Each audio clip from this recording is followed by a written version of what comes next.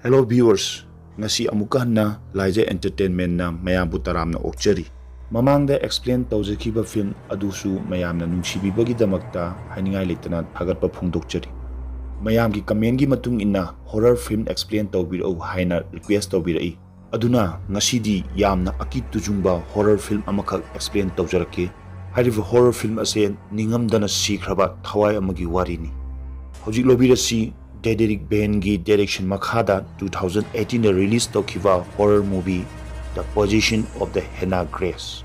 Film asigi hek horokpa sinda phattaba thawaina kudum chanduna leirabi chahi tara taretta ngairibi nupi macha Henna Grace udli. Mafam aduda Henna gi mapa amasung priest ani amasu udli. Priest ani aduna Henna gi hakchang dagi phattaba thawai adu lokthoknabagi damakta tongan tonganba jadu mantra sonduna leirami. Adubu Henna gi hakchang da changduna leiriba adugumba phattaba thawai aduna priest amada yam tamthina attack tawraki amasung mahakpu yamna tamthina hatukpiki ani shuba priest adusu thawai aduna attack tawba hawraki adubu tanja aduda Henna gi mapana chensillaga Henna bu mona khumjillaga hatopirami masidagi hawrami The Position of the Henna Grace. Thawdok asigi tha ahumgi matungi sin ama udli. Sin asida Megan Kobi thabaktagi pothakhrabi police nupi ama udli. Mahak karigumba thawdok amadagi mapunsi ado asukimatik thawai nungaitana lelami. Mahak yu thaklami amasung depression gi hidak guli kya amasu charami.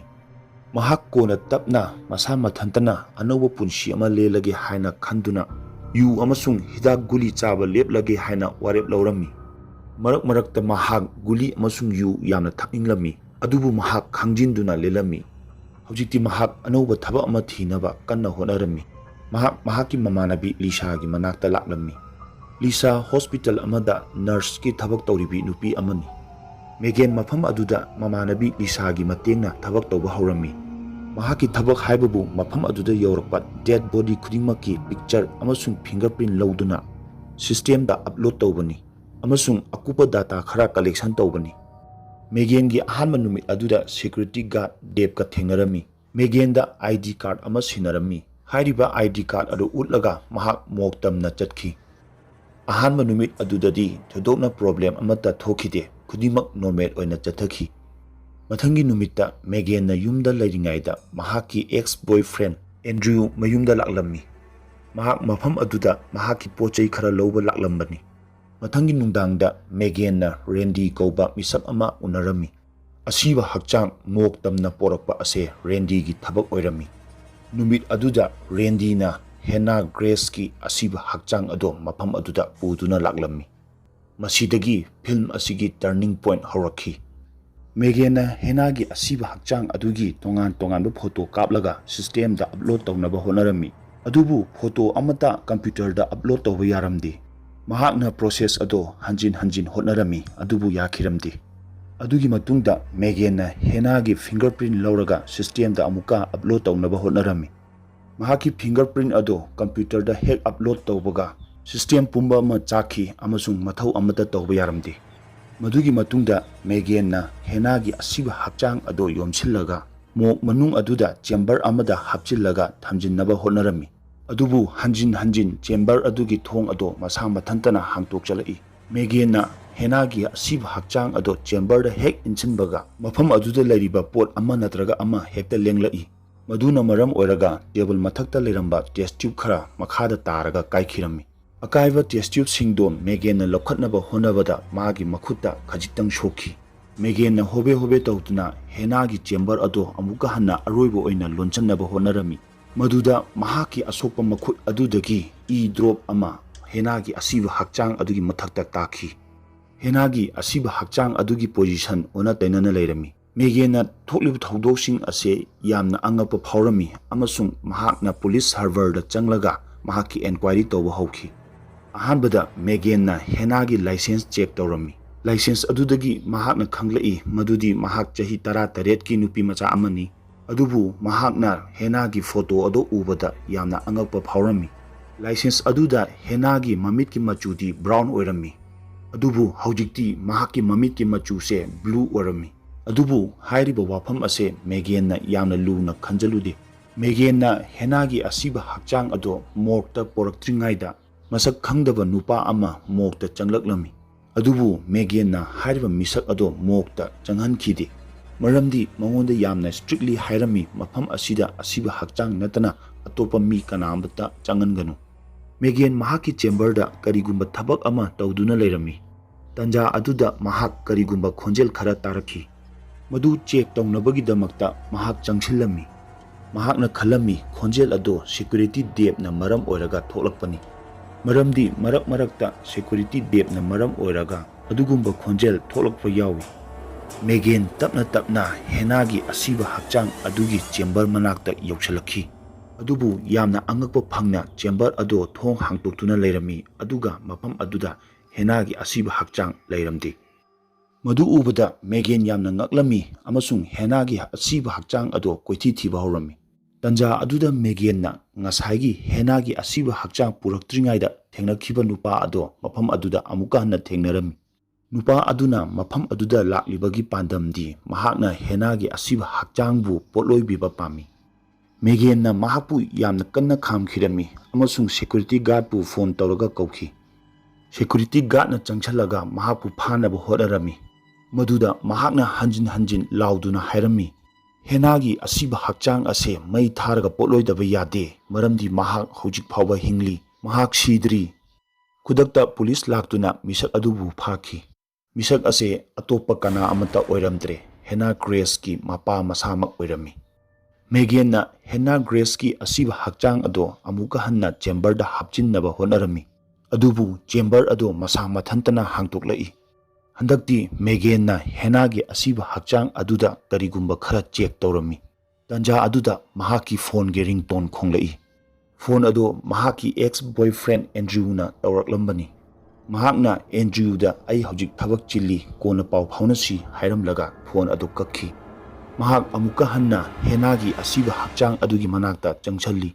Adubu yamna angakpa phangna mahaki kok adugi direction onarami. Tanja aduda mahaka unanabagi damakta mamanabi Lisa amasung security dep amasung mahaki ex-boyfriend Andrew mafam aduda laami. Makhoi mayang wari sanaringai talak aduda security dep morgue aduda changlui. Mafam aduda henagi asiba hakchang adugi chamber ado masa mathantana hangtoklai. Aduga hena hinglaktuna depu yamna tamthina hatupi khirami. Adubu somdadi dep ki maramda kana amantana khanglamdi. Megan na amuka hanna morgue changsalubada mafam aduda tongan pochaising chakhaiduna leiba urami. Ahanbadadi mahakna pochai chakhairiba ado dep na tawriboi khalui. Madugi matungda mahakna henagi asiba hakchangdo amuka hanna yenglami. Yamna angakpa ama oina henagi hakchangda taramba tonganba dakphamsing ado amata leiramti. Megan na yamna thuna laktuna security guard adudagi mok manungi CC camera footage yengannabagi damakta hairami. Camera footage adu yengbada Megan asuki matik ngakhi. Camera aduda henagi asiba hakchang ado mafam amadagi mafam amada lengduna chatpa ui. CC camera footage ado Megan na mahaki mamanabi Lisa dasu yengalami. Adubu Lisa na madu thajaramdi. Maramdi Lisa na Megan na hana charamba gulising ado mahaki table mathakta taduna leiba urami. Aduga mahakna khalami Megan ase hanagi phibam aduda amuka hanjalaba mali. Ngahaktang leiraga Lisa jurup ama thakke haiduna mapanda thokhi. Tanja aduda mahakna su henabu mafam aduda urami. Duga security depu hatkibagumna mahakpusu yamna tamthina mafam aduda hatpikhi. Somdana Megan na Andrew da henagi fingerprint scan tawnabagi damakta pirami adubu scan tawba yaramde. Andrew na Megan da hairami fingerprint adugi resulti negative ni.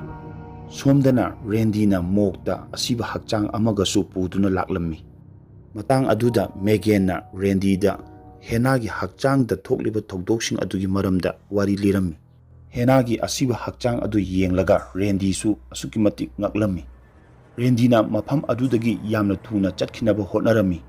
Adubu atay hatkiba gumna henagi asiba hakchang aduna mahakpusu yamna tamthina hatopirami.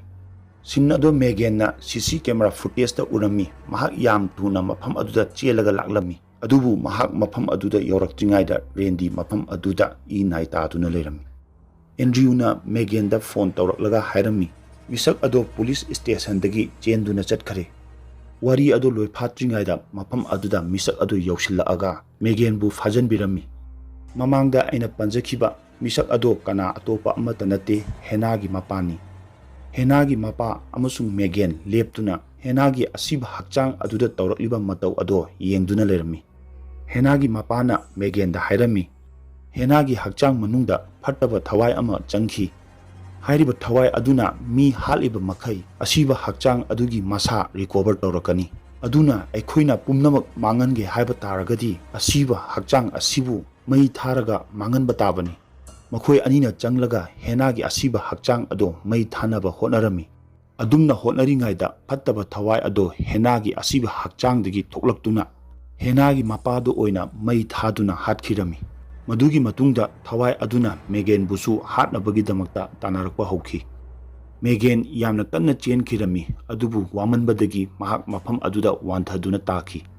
Adubu thawai aduna Megan bu hatkiramdi masigi maram aina loisalakpada mayamda soidana haijage. Megan na gyan tarakpada mahak moki chamber amada leirami. Mahakna mahaki akoibada yenglubada security depth amasung mamanabi lisagi asiba hakchangsu mafam aduda leirami. Tanja aduda morgue adugi security guard amasung Andrew su mafam aduda yausalakhi. Henana security guard adubusu hatopirami. Henana Andrew busu hatnabagi damakta hotnarami. Tanja aduda Megan na Andrew gi nomai satoklaga Henabu tamduna kaplami. Mahakna Henada nomai round kaya ama kaptuna Andrew da lauduna hairami. Atopa police personnel sing kauro asumna hairam laga Megan mathantana Henagi asiba hakchang ado mai thaduna manganki. Hojikti khudingmak normal oirami amasung Megan na aroibada hairami. Hojikti aingonda kana amatana thingbang ngamlaroi. Asumna hairam laga cinema ase matang asida loishanki. Masini the position of the Henna Grace haiba film asigi explanation. Film asigi explanation lo sandringaida film asigi warigi maramda karigumba khara haijage. Henana Megan bu hatpa ngamkhidabagi maramdi Megan yamna mapangan kalami amasung mokta Megan gi e marik Henada takiba numit aduda Henada changliba thawai aduna khanglami madudi Megan asukimatik mapangan kanbi nupi amani amasung mamangda mahakna police oiringaida thokiba thogdo amada mahakna criminal ama phanaba hotnaringaida mahaki partner bu criminal aduna nomaina kaptuna hatkirami. Thaudok aduda mahak kari mata tawba ngamkhidi. Mahak chumtring leptuna thaudok ado yengduna leirami. Aduna Megan na thaudok adugi nungaitaba amasung pendaba ado ngasi phawba mathamoi nungda puduna chatlami. Matang asida ngasigi film explanation tensinjarage. Mayamna video asibu like share amasung comment tawbiu. Karigumba anauba viewers yaubiragasu channel asibu nungsibiduna subscribe tawbiu.